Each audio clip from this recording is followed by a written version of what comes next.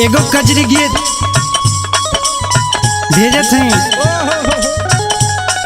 हमें आशा ना पूरा विश्वास हो कि आप लोगन के बहुत पसंद आए। जौन कि ये गीत के राइटर हमारे अजय जी हैं और म्यूजिक डायरेक्टर हमारे रईस भैया।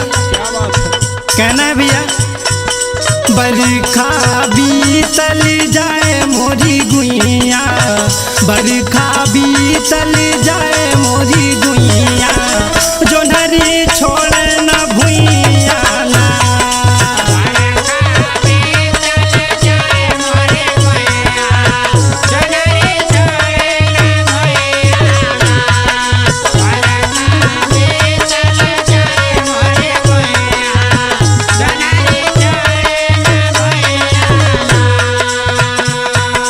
बरखा बीतल जाए मोरी गुइया, बरखा बीतल जाए मोरी गुइया, जोनहरी छोड़े न भुइया ना।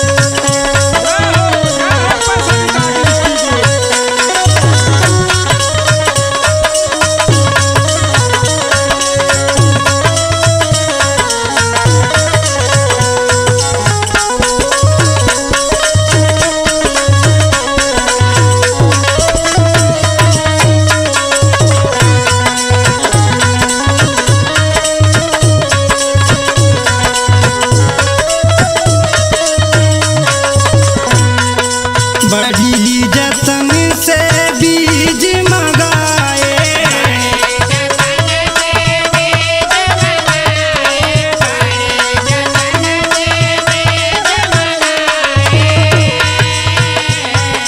जैसे चाही वैसे जोताए।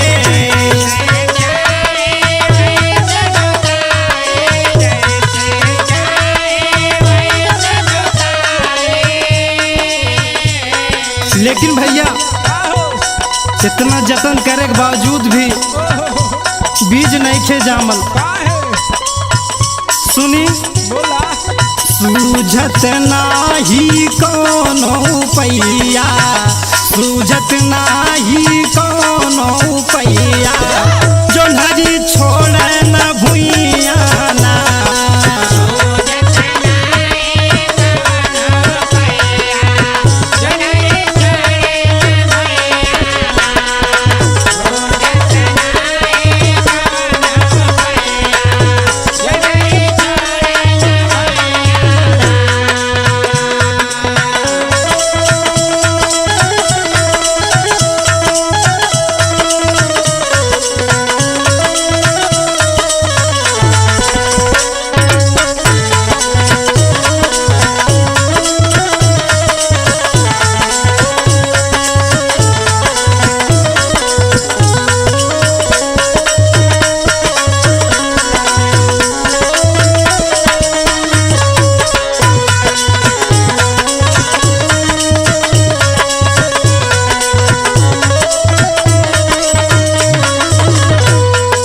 खेतवा जोताए खाद डराए,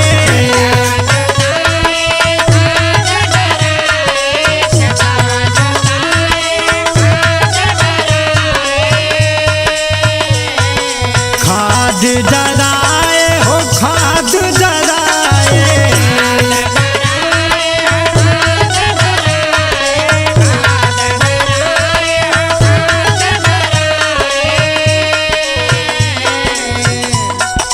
कैली बहुत उपाय मोरी गुइया, कैली बहुत उपाय मोरी गुइया, जोनहरी छोड़े न भुइया ना।